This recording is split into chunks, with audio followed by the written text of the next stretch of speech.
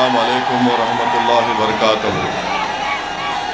मोअज़्ज़िज़ हाज़रीन कराम, बुज़ुर्गान क़ौम और मिल्लत, मेरी इज़्ज़तदार माँ और बहनों, गयूर नौजवान साथियों,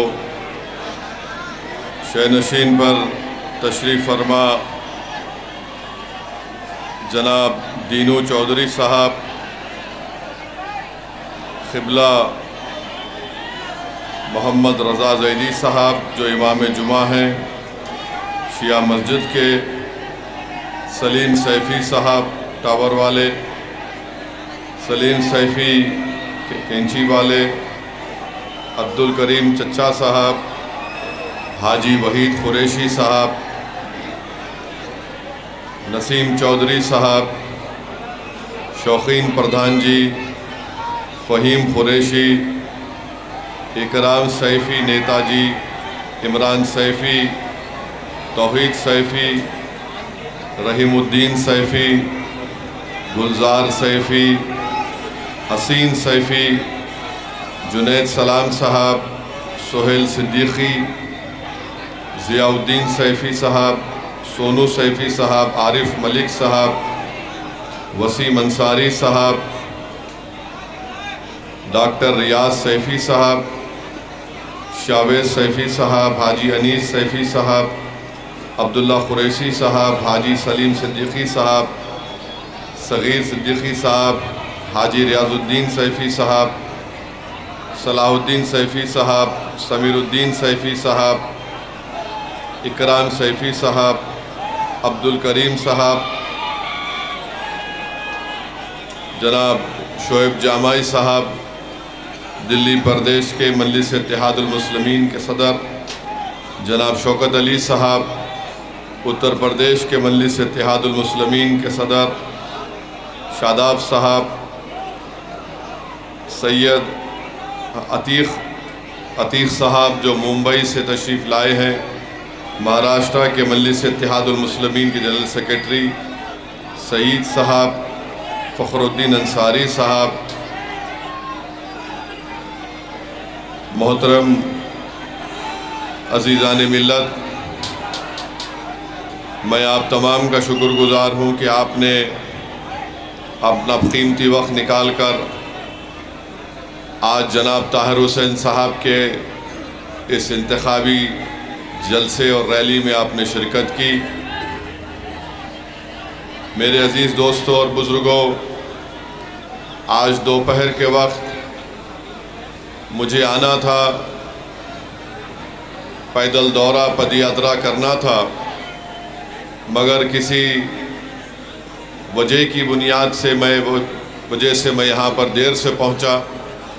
मगर अल्हम्दुलिल्लाह आज जनाब ताहिर हुसैन साहब से मेरी मुलाक़ात हुई, बड़ा अच्छा लगा और मुझे इस बात का इत्मीनान भी हुआ कि आज भी उनके हौसले बुलंद हैं, उनके हौसले पस्त नहीं हुए हैं और वो एक तड़प अपने दिल में लेकर आए हैं कि वो मुस्तफ़ाबाद की जनता की खिदमत करना चाहती हैं, वो मुस्तफ़ाबाद में अमन को मजबूत करना चाहती हैं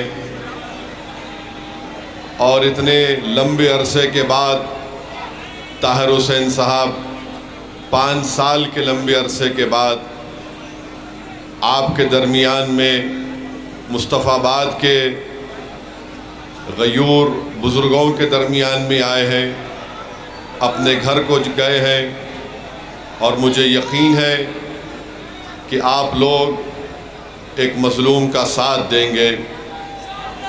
मेरे अज़ीज़ दोस्तों और बुज़ुर्गों, अल्लाह सुब्हानहू व तआला फरमाता है कि क़ैदियों का साथ दो, नरमी से पेश आओ, यतीमों का साथ दो, उनसे नरमी से पेश आओ।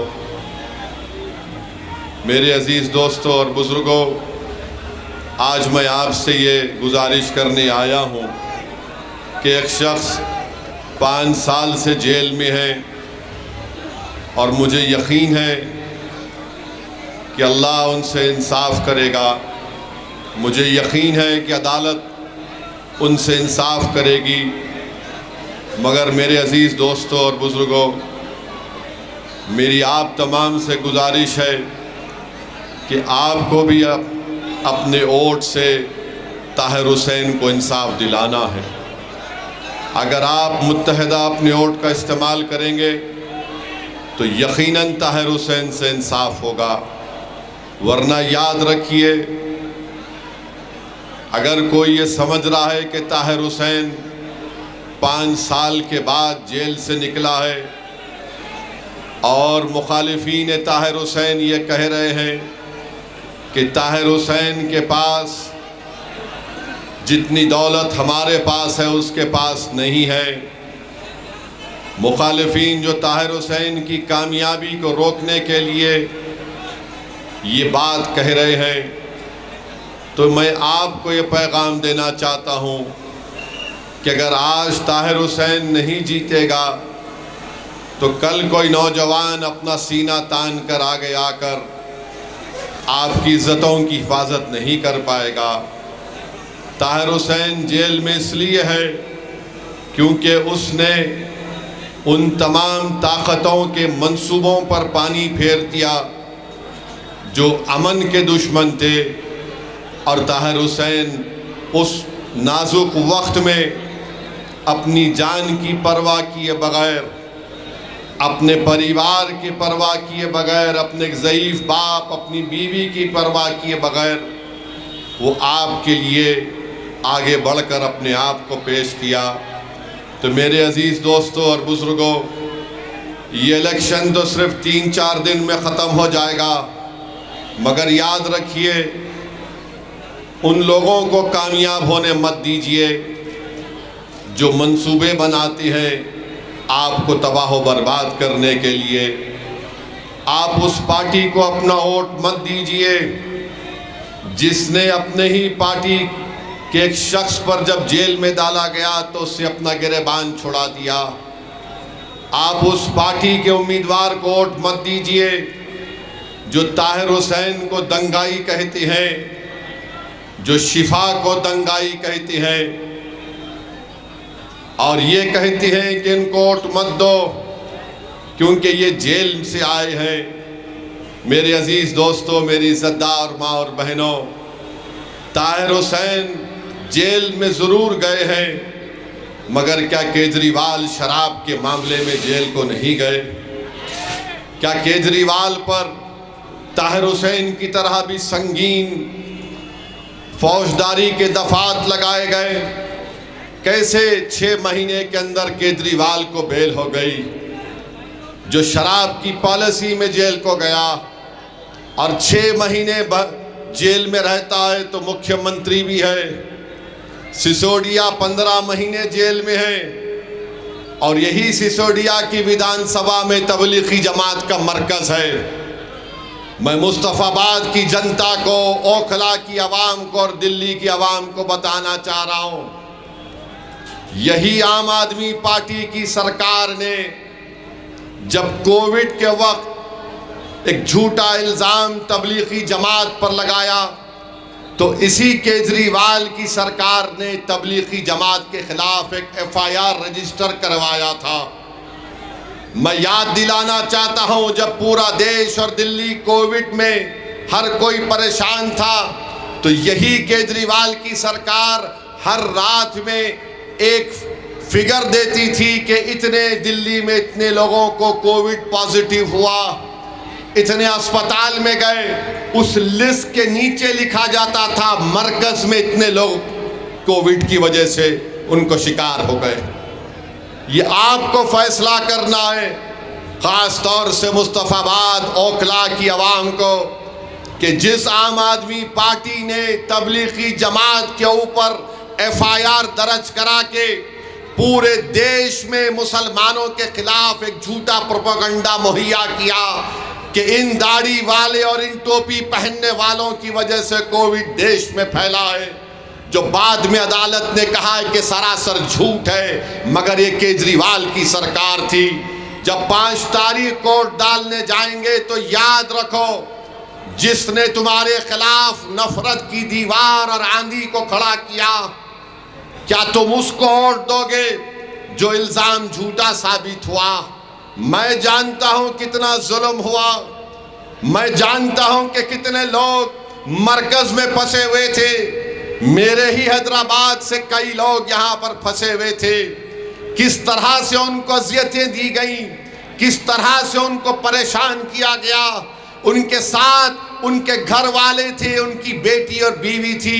किस तरह उनको ताने मारे जाते थे, किस तरह उनको गालियां दी जाती थी।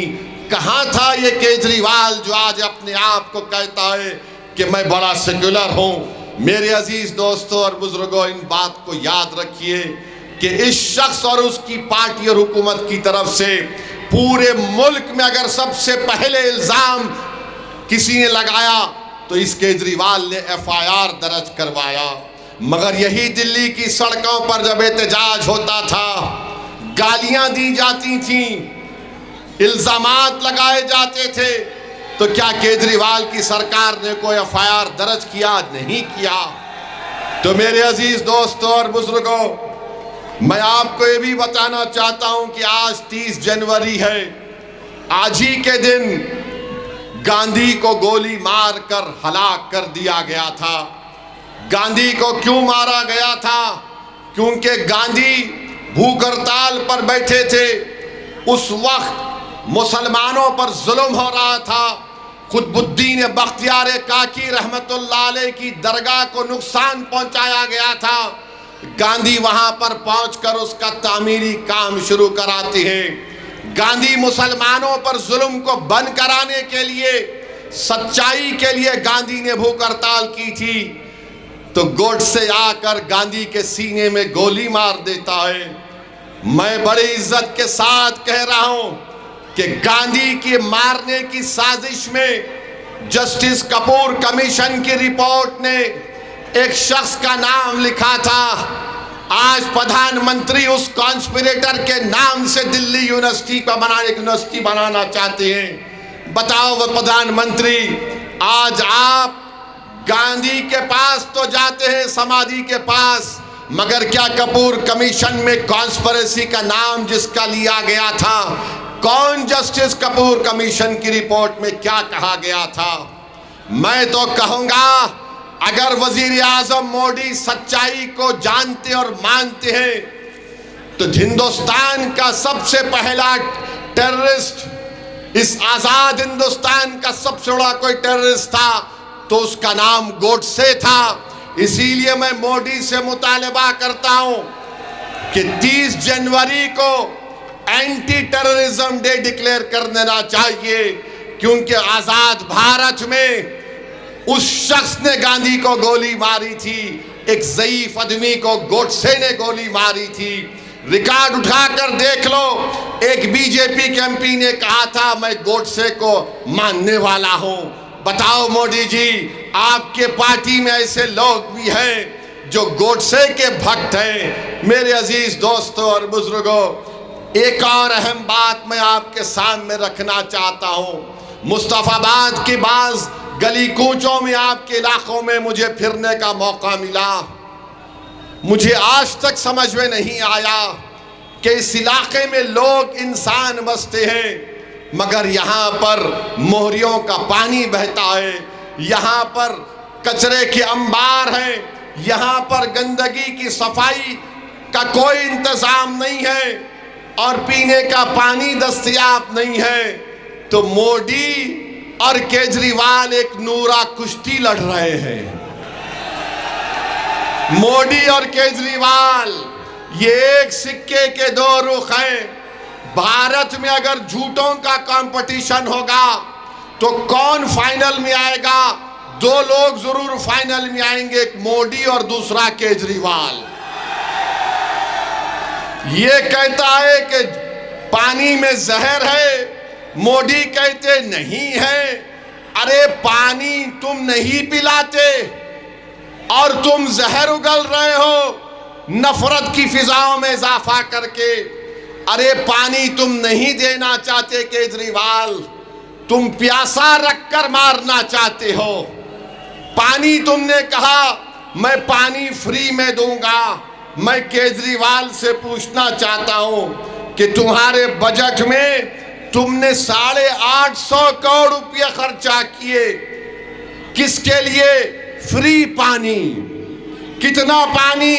एक घर को इस झूठे ने कहा था मैं 20,000 लीटर दूंगा, यानी आखिरी है ये। यानी मैं समझता था कि मोदी दूर तक फेंकते हैं, मगर मालूम हुआ केजरीवाल भी पीछे नहीं है। 850 करोड़ रुपये फ्री वाटर के लिए। कहाँ है पानी? दिल्ली के सुबह गली कूचों में चले जाओ तो पानी बेचने वाले बोलते पानी ले लो, पानी ले लो। 25 रुपये फर्स्ट फ्लोर के लिए, 30 रुपये सेकंड फ्लोर के लिए, 35 रुपये थर्ड फ्लोर के लिए। ना मोदी फर्स्ट फ्लोर को आते, ना केजरीवाल सेकंड फ्लोर को आते, ना सिसोदिया थर्ड फ्लोर को आता है। मगर दिल्ली की जनता परेशान है। ये बोलता जहर, वो बोलते ये। अरे दिल्ली की जनता परेशान है। मैं केजरीवाल को चैलेंज कर रहा हूं कि तुम बड़ा बोलते ना, मैं दिल्ली में ये कर दिया। आओ आके मुस्तफाबाद में अपनी फैमिली के साथ एक दिन और एक रात गुजार के बताओ मुझे। आओ यहां पर ओखला में आओ। ओखला में तो अगर किसी को माउंट एवरेस्ट का पहाड़ देखना है, पूरा दिल्ली का कचरा लाकर ओखला में डालते। मुझे यकीन है कि ओखला की जनता उस कचरे को भी फेंकेगी और केजरीवाल के कचरे को भी निकाल कर फेंकेगी। मुस्तफाबाद में कोई डेवलपमेंट नहीं हुआ। यहां के पहले विधायक, क्या नाम था उनका, बहरहाल हाजी साहब कहां हैं अब? हाजी साहब कहां हैं आप? नजर नहीं आते हाजी साहब? केजरीवाल का जहर पी लिए क्या? बताओ आप, आपको बोला गया था हम देंगे, हम करेंगे। आज गरीब दिल्ली का पूछ रहा है कि फ्री बिजली, फ्री पानी। अच्छा, फ्री बिजली 200 यूनिट के लिए केजरीवाल कहता है कि मैं 3,250 करोड़ रुपये खर्चा किया। क्या आपको फायदा हुआ? नहीं, जोर से बोलिए, आपको फायदा हुआ? कितनों के पास बड़ा बड़ा बिल आ जाता है हजारों रुपये का। ये झूठा बोलता है नहीं नहीं हम तो फ्री बिजली, फ्री पानी। अब ये केजरीवाल बोल रहा है कि मैं अगर जीत गया खुदा ना खास्ता तो एक एक महिला को 2100 रुपये दूंगा। 2100 रुपये। तो दूसरे मोदी जी बोले हाँ मुझसे ज्यादा तू फेंक रहा। तो मोदी जी ने कहा मैं आया तो 2500 रुपये दूंगा। ऐसा दिख रहा है कि इनके अब्बा का लंगर है, लूट के लेके जाओ, लूट के लेके जाओ। पैसा झाड़ पे उग रहा है ना, मोदी जी और केजरीवाल झाड़ पे लगे तोड़ ले, तू ले, तू ले, तू ले। अब वो बेचारा गरीब, ओ 2500 10 साल से आपको झूठ बोला जा रहा है और मोदी जी भी 10 साल से झूठ बोल रहे हैं।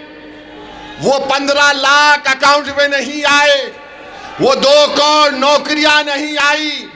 ये इनके वादे, फ्री पानी, फ्री बिजली। मुस्तफा बोलते हैं दिल्ली में, केजरीवाल बोलता है कि मैंने स्कूल बनाया। आओ मुस्तफाबाद में मैं देखना चाह रहा हूं कौन सा स्कूल तुमने बनाया, बताओ हमको। डिस्पेंसरी बना दी। अरे कहां बनाया? यहां पर तो लोग रोज बीमार पड़ते हैं। मैं खुद अपनी आंखों से देखा कितनी गंदगी है यहां पर। मेरे भाई याद रखो, ये केजरीवाल का एक ही पैगाम है और केजरीवाल यहां पर नहीं आएगा मुस्तफाबाद में, क्योंकि केजरीवाल के जो लोग हैं जिनको हम बिचौलिया कहते हैं,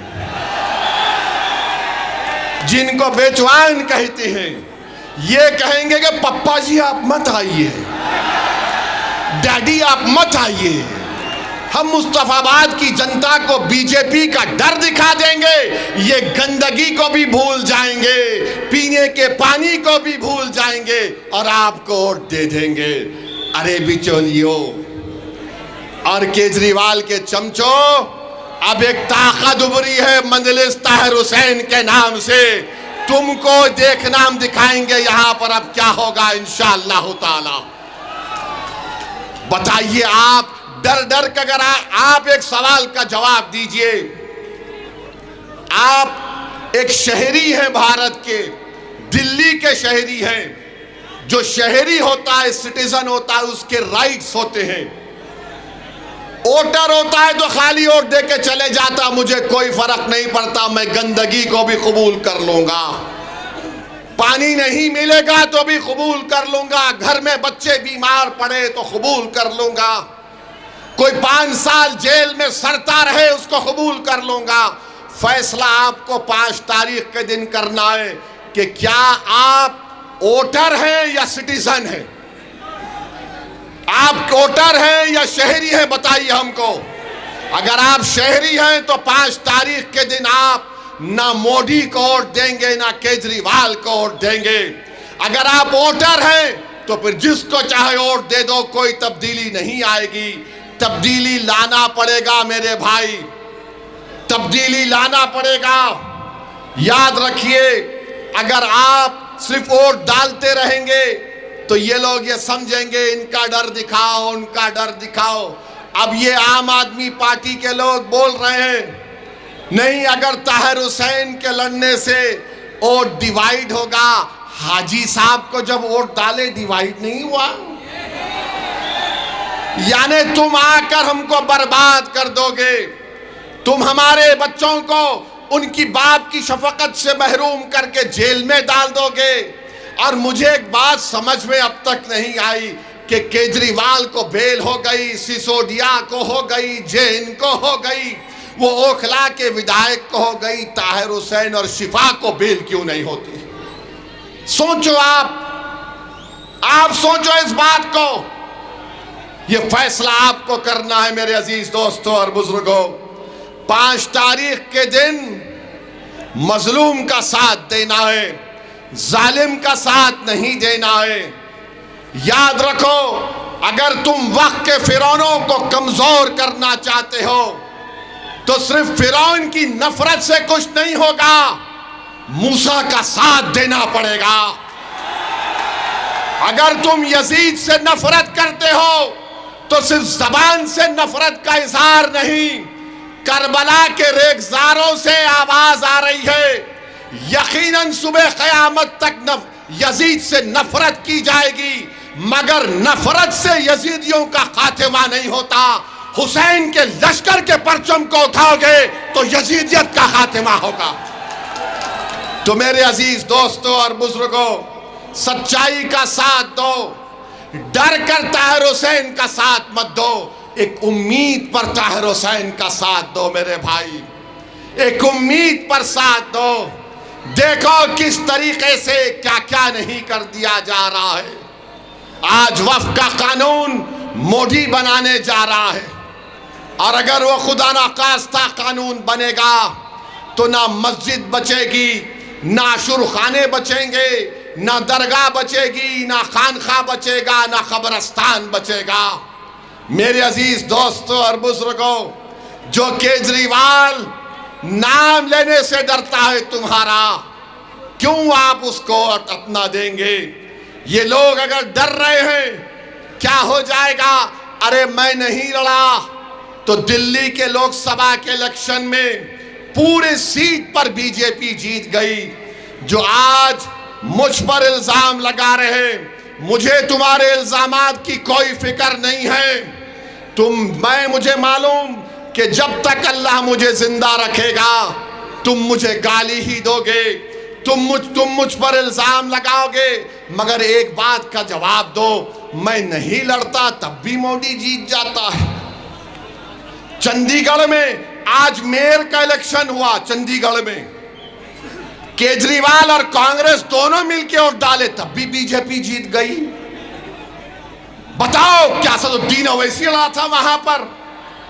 मेरे पास तो अजीनात नहीं है कि मैं यहां भी जाऊं आपको आके बोल दूं है डाल दो वोट बीजेपी को। क्या आपने पार्लियामेंट के चुनाव में बीजेपी को वोट दिया? कितनों ने नहीं दिया? हाथ उठाओ। फिर यहां से बीजेपी का एमपी कैसे जीत गया? केजरीवाल की वजह से जीता, ये अखिलेश यादव की वजह से जीता, इनके वोटों की वजह से मोदी जीतता है। ये इलेक्शन जीते या ना जीते, आफत किस पर आती है? मेरे घर पर आती है। बुलडोजर केजरीवाल के घर पर नहीं चढ़ता, मेरे घर पर चलता है। गोश्त के नाम पर केजरीवाल को नहीं मारा जाता, मुझे मारा जाता है। बुरखे के नाम पर किसको गाली दी जाती है? मेरी बेटी को गाली दी जाती है। आतंकवादी एंटी नेशनल किसको कहा जाता है? ओवैसी को कहा जाता है। तो बताओ, इसका इलाज यही है कि तुम अपने वोटों से अपने लीडरशिप को बनाओ। मैं यहां पर अपनी इज्जत में इजाफा करने के लिए नहीं आया हूं। मेरे भाई, मेरी नीयत एक ही है कि जब तक अल्लाह मुझे जिंदा रखेगा, मेरा टूट मानना यह है कि भारत की जमहूरियत मजबूत उसी वक्त होगी जब यहां पर अल्पसंख्यक समाज की एक सियासी लीडरशिप पैदा होगी। पैदा हमको करना है, कोई आसमान जमीन से निकल कर नहीं आएगा। अपने दिलों से केजरीवाल की मोहब्बत और डर को निकालो। मोदी आरएसएस की ये नफरत से खौफ मत खाओ। अरे कभी अपने फैसलों पर भरोसा करो। आज तुम कब तक डर डर के वोट दोगे? 40-50 साल से हम सिर्फ डर कर वोट दे रहे हैं। आज एक मंजलिस आपके दरमियान में आई है, आप बेखौफ होकर मंजलिस का साथ दीजिए। ताहिर हुसैन के हक में अपने वोट का इस्तेमाल करिए। ये जीतने वाला कैंडिडेट है।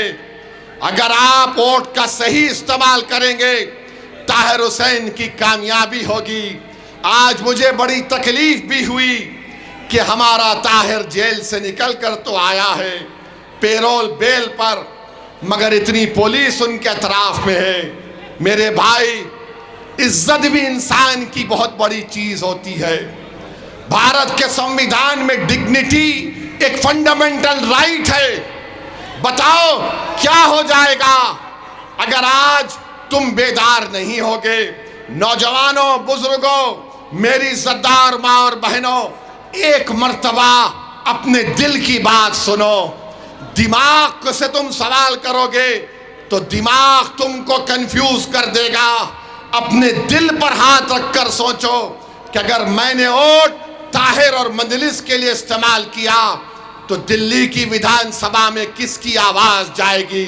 तुम्हारी आवाज जाएगी, तुम्हारी आवाज उठेगी, तुम्हारे मसाइल हल होंगे। मुस्तफाबाद में एक इनकलाब बर्पा किया जाएगा।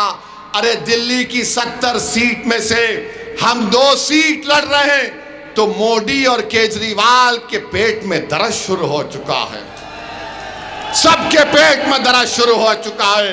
बहरहाल मेरे अजीज दोस्तों और बुजुर्गों, आपसे सिर्फ इतना ही अर्ज करना है कि 5 तारीख के दिन पतंग के निशान पर बटन दबाकर अपने इत्तेहाद को कामयाब करिए। डरने और घबराने की जरूरत नहीं है। अपने हिम्मत और हौसले को बुलंद रखिए। हाथ उठाकर नारा लगाइए, नारे तकबीर, नारे तकबीर। ताहिर हुसैन, ताहिर हुसैन। ये जिंदाबाद ना केजरीवाल बोल सकेगा, ना उसके चमचे बोल सकेंगे। जब आप जिंदाबाद का नारा लगा दिए हैं तो 5 तारीख के दिन मुस्तफाबाद की फिजाओं में पतंग दिखनी चाहिए। अस्सलाम वालेकुम व रहमतुल्लाहि व बरकातहू।